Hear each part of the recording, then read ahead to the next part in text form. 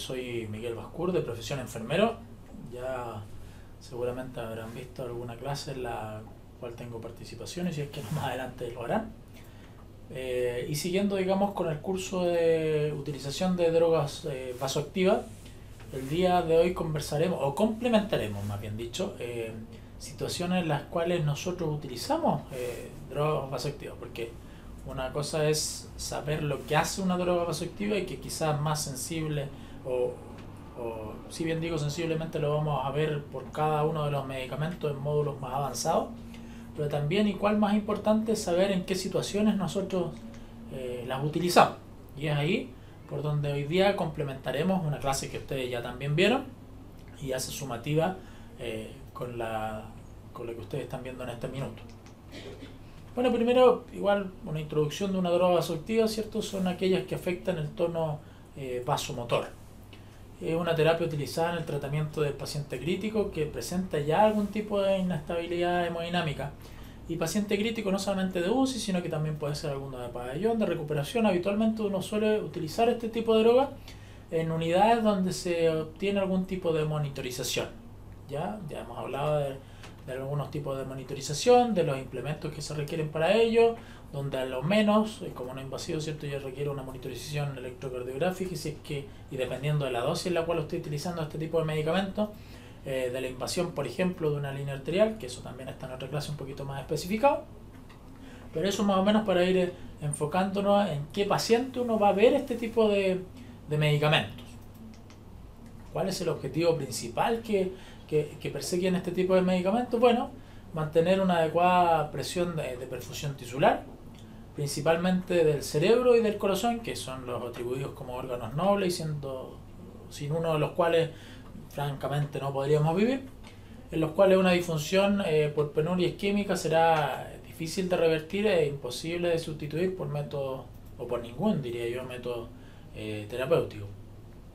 Por lo señalado, hay que considerar a las situaciones de hipotensión arterial y al shock como una emergencia terapéutica que posiblemente va a requerir de la utilización de este tipo de medicamentos. Haciendo un resumen, ¿cierto? Nosotros ya, como seres humanos, utilizamos drogas que se secretan, ¿cierto?, al espacio intersináptico de manera endógena, o sea que nuestro cuerpo ya las tiene, como son la dopamina, como son la noradrenalina o norepinefrina, y como es la adrenalina o epinefrina en sí. O sea, nosotros ya en nuestro organismo hay algunos ciertos sistemas que van a producir la producción de este tipo de enzimas propiamente tal, de catecolaminas, perdón, endógenas. Y también así tengo algún tipo de medicamento vasoactivo que es conocido como catecolamina de tipo sintética, que la puedo aplicar de manera parenteral o exógena, como por ejemplo la 2-butamina.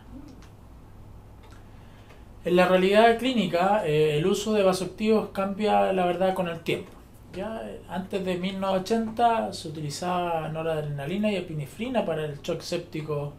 en sí, digamos. Después de 1980 la dopamina ingresó como droga universal con muchos potenciales, digamos, beneficios. Y desde el año 1995 ha habido un uso creciente de noradrenalina por desilusión o por duda acerca de la dopamina, que en su momento, digamos, tuvo su peak, como hablábamos. Entonces, ¿qué queremos decir con esto? Que la medicina basada en la evidencia, la enfermería basada en la evidencia, cada vez nos van entregando más información en relación a qué droga, a pesar de que ya existían hace un rato, vamos a utilizar o tienen mejor desarrollo o mejor outcome o resultado en relación a utilizar una u otra droga, ¿ya? Hay recomendaciones que se nos dicen a nosotros que debiésemos utilizar dopamina y noradrenalina en el manejo inicial del shock séptico. Y la noradrenalina debe ser considerada precozmente y no como una terapia de rescate tardía. Es decir, yo tengo un paciente secundario en shock séptico con una vasoplegia importante que me va a producir una hipotensión importante, que me va a producir una disminución de la presión de perfusión de órganos importante. Una vez que yo hice este relleno de estanque mediante la volemización adecuada, según las guías de cada uno u otro establecimiento, debiera incorporar yo de manera más temprana que tardía algún tipo de catecolamina, como es la noradrenalina, para aumentar esta presión de perfusión de cada uno de los órganos y que me llegue a mí la cantidad suficiente de oxígeno y nutrientes para que cada célula trabaje de una manera pseudo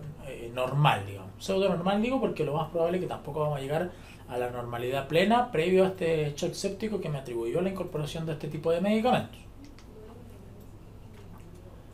La verdad, dentro de la misma noradrenalina, la evidencia es pobre o no hay buenos niveles de evidencia, o estos van haciéndose relativos con el tiempo, ya es mejor, es peor. Pueden los pacientes en shock séptico ser tratados con un solo vasopresor en forma exclusiva, teniendo igual o mejor resultado que haciendo una mezcla de al menos dos. Eso también me lo va a ir dando, digamos, la evidencia científica en relación a ocuparé una sola catecolamina, utilizaré una catecolamina conjugada con otra, a lo mejor una como vasoconstrictor y otra como disminución que actúe, digamos, disminuyendo la resistencia vascular sistémica para tener una menor poscarga, por ejemplo. O sea, esa conjugación de medicamentos finalmente me la va a ir dando la práctica basada en la evidencia, en donde también eso va de la mano con los resultados que voy a obtener. Y este tipo de medicamentos yo también lo utilizo en cierto tipo de patologías que están muy definidas o con un concepto primordial de pacientes, como yo les comentaba, críticos, que requieren algún tipo de monitorización, y en aquellos pacientes como, por ejemplo, presentan algún tipo de función ventricular deprimida, donde yo necesito un medicamento que en su momento ayude a este corazón atontado quizás por algún tipo de patología anexa para que vuelva a funcionar en su normalidad. Por ejemplo, también cuando pueda presentar algún cuadro de falla cardíaca que me conlleva a un grado de hipertensión pulmonar, también yo necesito quitarle, ¿cierto?, poscarga a este corazón de vaciado del lado derecho para que la hipertensión pulmonar quizás disminuya. Y sobre todo, y haciendo un concepto general de la utilización o patologías que se ven asociadas a la utilización de algún tipo de drogas vasoactivas, es cuando hay una hemodinamia inestable que requiere de algún tipo de inótropo que me ayude a corregir, digamos, esta hemodinamia que está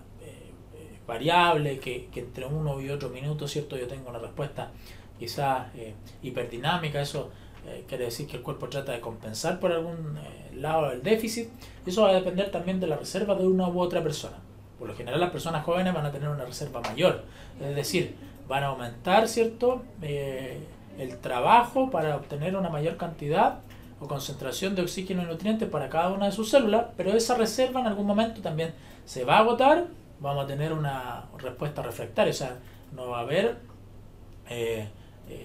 respuesta ante un determinado tipo de maniobra terapéutica por lo tardío quizás en lo cual lo implementamos. Es por eso que uno, si ve una persona joven, donde a lo mejor si tenemos algún tipo de monitorización y todavía la saturación venosa o el gasto cardíaco permanecen dentro de rangos normales, pero habiendo influido, por ejemplo, otro tipo de variables, sí debiésemos ya tratar de ayudar a la persona a que este consumo disminuya y por ende su reserva se conserve para no tener un deterioro posterior que sea ya refractario y aún mayor y complejo. También dentro de las patologías asociadas tenemos que la disfunción del sistema cardiovascular en sí, por su papel central en el transporte de oxígeno, con frecuencia implica una situación de riesgo vital, ya sea potencial o inminente. El tratamiento específico del fracaso circulatorio lo podemos dividir más o menos en dos etapas bien gruesas, que son la optimización de la precarga cardíaca, o sea, el relleno, como yo le decía, de estanque con volumen suficiente o con volemia intravascular suficiente, y de esta forma mantener, digamos, un soporte farmacológico de la circulación con la consiguiente utilización de la droga vasoactiva.